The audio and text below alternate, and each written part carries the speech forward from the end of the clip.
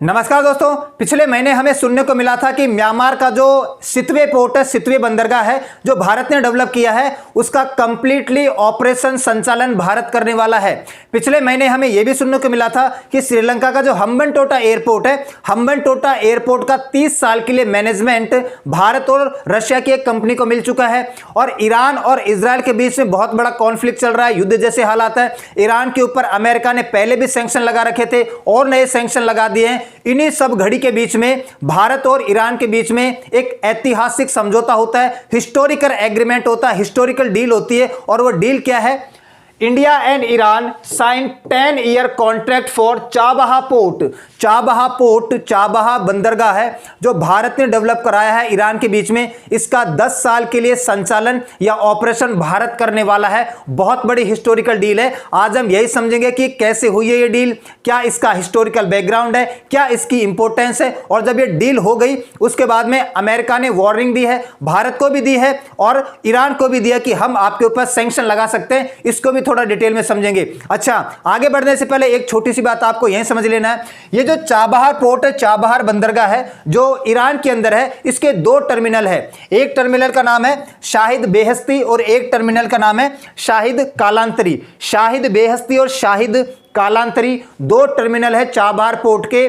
और हमने जो टर्मिनल डेवलप किया है, जो बनाया है, वो है शाहिद बेहस्ती। तो मैं जब भी चाबहार पोर्ट का नाम लूंगा आपको यह समझना है मैं बात कर रहा हूं शाहिद बेहस्ती की, क्योंकि 2 टर्मिनल में से एक टर्मिनल जो हमने डेवलप करवाया है, जिसका ऑपरेशन या संचालन 10 साल के लिए हमें मिला है, वो है शाहिद बेहस्ती। तो मैं बार बार चाबहार पोर्ट बोलूंगा, आपको क्या समझना है? ये वाला टर्मिनल शाहिद बेहस्ती की मैं बात कर रहा हूं। अच्छा, अब थोड़ा आगे बढ़ते हैं। देखो, ये है चाबहा बंदरगाह। ये आप सभी को पता है कि ये गल्फ ऑफ ओमान है, ओमान की खाड़ी है और यहां पर चाबहार नाम की जगह पड़ती है। यहां पर चाबहार नाम का बंदरगाह। देखो, 2003 से ही चर्चाएं चल रही थी ईरान की सरकार के बीच में, भारत की सरकार के बीच में, लेकिन कभी कड़ी बैठी नहीं। उसके बाद मई 2015 में भारत के प्रधानमंत्री नरेंद्र मोदी और ईरान की सरकार के बीच में एक मेमोरेंडम ऑफ अंडरस्टैंडिंग शामिल होता है, एक समझौता होता है, जिसमें यह कहा जाता है कि भाई ये जो चाबहार बंदरगाह का ये जो शाहिद बेहस्ती ये जो टर्मिनल है, इसको भारत डेवलप करेगा, इसको भारत विकास या डेवलपमेंट करेगा। उसके बाद में मई 2016 में, 1 साल बाद, मई 2016 में हमारे प्रधानमंत्री नरेंद्र मोदी ईरान पहुंचे हुए थे और यहां पर एक चाबहार एग्रीमेंट करके आते हैं। चाबहार एग्रीमेंट को हम ट्राइलेटरल एग्रीमेंट भी करते हैं, क्योंकि 3 देशों के बीच में एक समझौता था। 3 देश कौन कौन से? एक तो है भारत, एक है ईरान और एक है अफगानिस्तान। तो मई 2016 में, 1 साल बाद, भारत के प्रधानमंत्री विजिट करते हैं ईरान में और एक ट्राइलेटरल एग्रीमेंट करके आते हैं, एक त्रिस्तरीय समझौता करके आते हैं, जिसको चाबहार एग्रीमेंट भी कहते हैं, चाबहार समझौता भी कहते हैं, 3 देशों के बीच में। और वह देश है इंडिया, ईरान और अफगानिस्तान। व्यापार वाणिज्य को बढ़ावा देने के लिए, ट्रेड एंड कॉमर्स को बढ़ावा देने के लिए, ये जो पानी का रास्ता है, ये जो मैरीटाइम रूट है, इसको थोड़ा सुदृढ़ करने के लिए, क्योंकि यहां पर भी पाकिस्तान का एक पोर्ट है जिसका नाम है गवादर पोर्ट, और पाकिस्तान हमेशा हरकत करता है, हमें इधर से आने जाने का रास्ता हमेशा ब्लॉक करता है। तो अगर हम इस एरिया से डायरेक्ट कनेक्ट होना चाहते हैं, यहां से अपना व्यापारिक मार्ग बनाना चाहते हैं, ट्रेड रूट बनाना चाहते हैं, तो उसके लिए हमें एक अच्छी खासी लोकेशन चाहिए थी, क्योंकि बहुत बड़ा देश है, बहुत ज्यादा आवश्यकताएं हैं। तो उन सभी आवश्यकताओं की पूर्ति के लिए, इस एरिया को जोड़ने के लिए हमें कोई ना कोई एक ऐसी जगह चाहिए जो हमें कनेक्ट कर पाए। उसके बाद में 2018 में लगभग ये बनके तैयार हो गया था और 28 दिसंबर 2018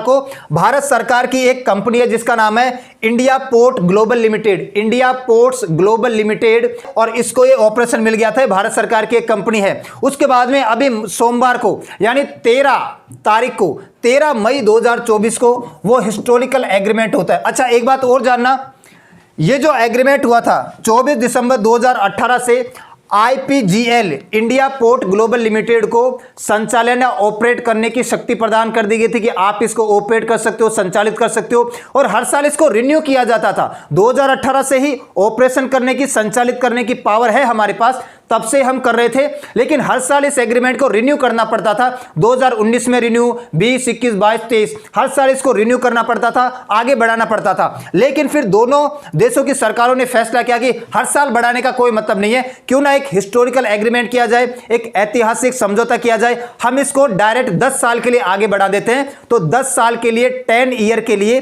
भारत और ईरान की सरकार के बीच में एक समझौता हुआ है। इस समझौते के तहत ये जो चाबहार बंदरगाह है, इसका जो शाहिद बेहस्ती टर्मिनल है, इसका संचालन अब 10 साल तक भारत करने वाला है।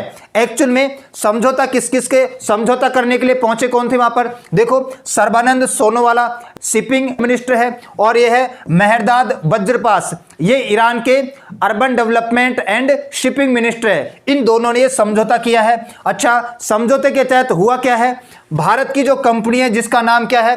IPGL, India port global limited, और ईरान की एक कंपनी है जिसका नाम है port and maritime operation, port and maritime operation, इन दोनों के बीच में एग्रीमेंट हुआ है। एग्रीमेंट करने के लिए पहुंचे हुए थे हमारे मिनिस्टर साहब सर्बानंद सोनोवाला, और उधर से मिनिस्टर थे मेहरदाद वज्रपास, और 10 साल के लिए कॉन्ट्रैक्ट हमारी IGPL को मिल चुका है, IPGL को मिल चुका है, मतलब भारत को मिल चुका है। कंटिन्यू 10 साल के लिए अब इसको भारत ऑपरेट करेगा, भारत संचालित करेगा। इसके अलावा इस एग्रीमेंट में एक बात का और जिक्र है। देखो, इन्वेस्टमेंट की जब बात आती है, इन्वेस्टमेंट की जब बात आती है तो $120 मिलियन का इन्वेस्टमेंट करेगा। कौन? भारत करेगा। क्यों करेगा? क्योंकि अब इसको चलाना है, ऑपरेट करना है, तो इक्विपमेंट, नए नए उपकरण लाने पड़ेंगे, पोर्ट्स को संचालित करने के लिए नए नए इक्विपमेंट लाने पड़ेंगे। तो इक्विपमेंट खरीदने के लिए, उपकरण खरीदने के लिए, इसको सही तरीके से चलाने के लिए $120 मिलियन का भारत निवेश करेगा। इसके अलावा $250 मिलियन का भारत ने क्रेडिट विंडो ऑफर किया है। भारत ने ऑफर किया है क्रेडिट विंडो। अब ये क्रेडिट विंडो क्या होता है? क्रेडिट विंडो कोई भी देश जब ऑफर करता है, इसका मतलब ये होता है कि भाई हम आपको अगर उधार लेना है, पैसा लेना है, तो आप हमसे लेना, हम बहुत ही कम इंटरेस्ट रेट पर, बहुत ही कम ब्याज दर पर आपको आराम से पैसा देंगे। तो $250 मिलियन का एक क्रेडिट भी ऑफर किया गया भारत सरकार की तरफ से कि हम इतना इन्वेस्टमेंट यहां पर करेंगे, और जो एक्स्ट्रा इंफ्रास्ट्रक्चर है इस चाबहार पोर्ट में, इसको डेवलप करने के लिए। तो भारत इन 10 सालों में $270 मिलियन का इन्वेस्टमेंट करने वाला है। भारत इन 10 सालों के अंदर $270 मिलियन का एग्रीमेंट करने वाला है, सॉरी इन्वेस्टमेंट करने वाला है, निवेश करने वाला है। $120 मिलियन के तो उपकरण या इक्विपमेंट खरीदे जाएंगे, और ईरान की सरकार $250 मिलियन हमसे पैसा उधार लेगी बहुत ही कम ब्याज दर पर, और बाकी इंफ्रास्ट्रक्चर को डेवलप किया जाएगा। यह भी इसमें शामिल है। अब इसकी इंपॉर्टेंस क्या है, इस बात को समझ लेते हैं। देखो, हम सभी को पता है क्या इंपॉर्टेंस है इसकी। आप सभी को पता है कि पाकिस्तान का यहां पर एक गवादर पोर्ट है, और गवादर पोर्ट ऑपरेट करता है कौन? चाइना ऑपरेट करता है। चाइना गवादर पोर्ट को ऑपरेट करता है, और आपने नाम भी सुना होगा, CPEC का नाम आपने कई बार सुना होगा। CPEC, China Pakistan economic corridor, जिसके तहत गवादर पोर्ट से लेकर ये वाली जो पूरी कनेक्टिविटी है चाइना तक पहुंच रही है। तो चाइना अपने व्यापार वाणिज्य को बढ़ाने के लिए अपने पानी के रास्तों को बहुत मजबूत कर रहा है, बहुत ही सुदृढ़ कर रहा है, ताकि उसकी आवश्यकताओं की पूर्ति हो सके। यहां से सारा का सारा माल, इधर से जो भी मिडिल ईस्ट से, यूरोप से सारा का सारा जो भी उसका कार्गो आता है, वो गवादर पोर्ट पे उतरेगा और चाइना में शिफ्ट हो जाएगा। क्योंकि चाइना जब इधर से घूम के जाता था हिंद महासागर, साउथ चाइना सी से, तो उसको 3 गुना ज्यादा पैसा लगाना पड़ता था। हमारी अगर हम बात करें तो हमारे देश के लिए हमें इस एरिया से कनेक्ट होने के लिए यहां पर एक पोजीशन लेना जरूरी है, जो मैंने आपको शुरुआत में बताया है। इसके अलावा और देखो, चाइना ने तो एक और आपका one belt one road initiative चला रखा है पूरी दुनिया में। पूरी दुनिया को रोड के माध्यम से जोड़ना है और पूरी दुनिया को पानी के माध्यम से जोड़ना है। ठीक है, बेल्ट यूज होता है पानी के रास्ते के लिए। चाइना का ये जो पानी का रास्ता है, ये दुनिया के सभी बड़े बड़े शहरों को और बड़े बड़े देशों को जोड़ता हुआ यूरोप तक जा रहा है। और एक होता है रोड इनिशिएटिव, BRI कहते हैं, belt and road initiative of China. ये आपका पता है सिल्क रूट है, पुराना रूट, इसको कनेक्ट करके ये यूरोप तक जाएगा। तो बहुत बड़ा विजन लेके चलता है चाइना, उसमें से इसी का एक भाग है चाइना पाकिस्तान इकोनॉमिक कॉरिडोर। तो इसको काउंटर करने के लिए हमें यहां पर बैठना बहुत आवश्यक था। इसके अलावा अगर आप देखो, हमारा एक मित्र है, फ्रेंड है रशिया। हमें ये जो मिडिल ईस्ट है, ये जो सेंट्रल एशिया है, ये जो रशिया यूरोप का रास्ता है, यहां तक जाने में हमें भी बड़ी दिक्कत हुआ करती थी और रशिया को भी बड़ी दिक्कत हुआ करती थी। रशिया अगर यहां से कोई माल लेके पहुंचता है, इस एरिया से अगर रशिया को कोई कार्गो उठाना है, कोई माल उठाना है, तो यहां से होते हुए ये आपका लाल सागर, ये आपका स्वेज नहर, भूमध्य सागर, ये आपका यूरोप होते हुए फिर ये कार्गो रशिया में पहुंचता था। और इसको काउंटर करने के लिए एक कॉरिडोर बनाया गया है।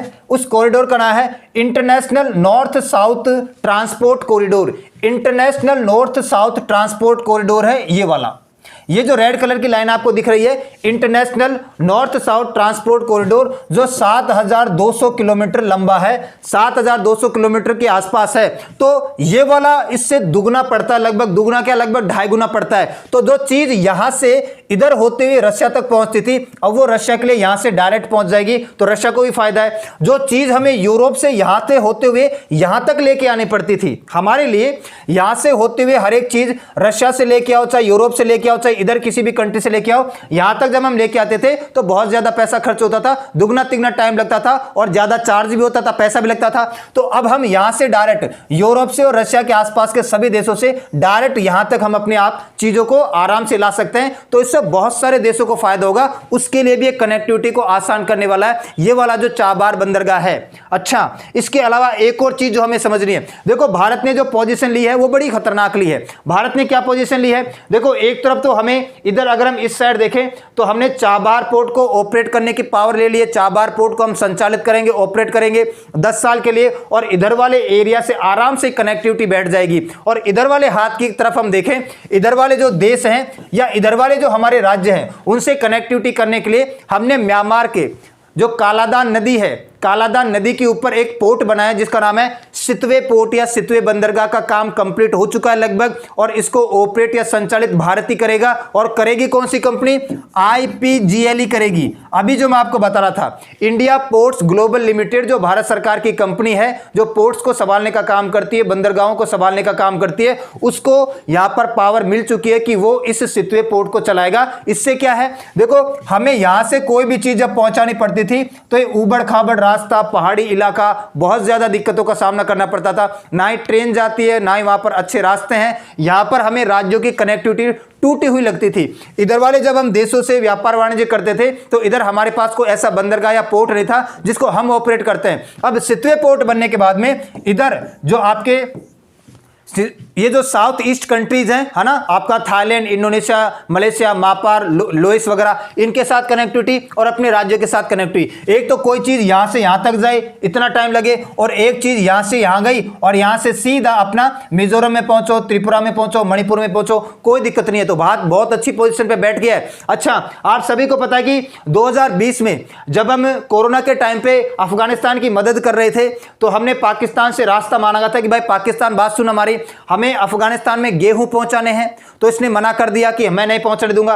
हमने इसी चाबार पोर्ट के माध्यम से अफगानिस्तान तक गेहूं पहुंचाया था। फिर दाल पहुंचाने की बात आई तो दाल पहुंचाने के लिए जब हमने इससे बात की, इसने फिर मना कर दिया। फिर हमने इसी रास्ते से चाबार पोर्ट का यूज करके दाल पहुंचाई अफगानिस्तान के लिए। और अभी 2022 में आपको पता है कि हमने ईरान में पेस्टिसाइड पहुंचाए हैं, है ना, 40,000 टन के आसपास पेस्टिसाइड पहुंचाए ईरान के अंदर, कीटनाशक, वो भी हमने चाबार पोर्ट के माध्यम से ही पहुंचाए हैं। और इसके अलावा भारत का विजन बहुत बड़ा है चाबार पोर्ट को लेकर। चाबार पोर्ट को लेकर भारत का विजन बड़ा कैसे है, भारत बहुत ज्यादा इन्वेस्टमेंट करता है ईरान के अंदर। ईरान की जो रेलवे लाइन है, जिस रेलवे लाइन का नाम क्या है, चाबहार जाहिदान रेलवे लाइन, ये भी भारत डेवलप कर रहा है।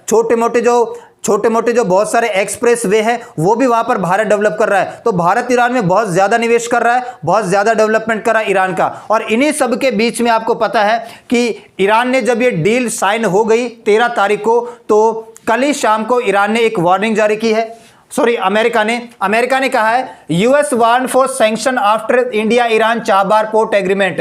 इंडिया और ईरान के 10 साल के चाबार पोर्ट के एग्रीमेंट के बाद में अमेरिका ने वार्निंग दी है कि मैं सैंक्शन लगा दूंगा दोनों देशों के ऊपर, तुम सुधर जाओ, तुम लोग एग्रीमेंट साइन क्यों कर रहे हो। और भारत को स्पेशली वार्निंग दी गई है कि तुम ऐसे देश के साथ एग्रीमेंट कर रहे हो, ऐसे देश के साथ समझौता कर रहे हो जिसके ऊपर दुनिया भर के प्रतिबंध लगे हुए हैं, सैंक्शन लगे हुए हैं। यहां पर आप देखो लिखा हुआ है, US issued warning to anyone, कोई भी हो, वो चाहे कोई भी हो, entering into business with Iran, Iran के साथ किसी भी प्रकार का बिजनेस करता है, व्यवसाय करता है, व्यापार करता है, तो उसके ऊपर हम सैंक्शन लगा देंगे। मैं आपको बता रहा हूं।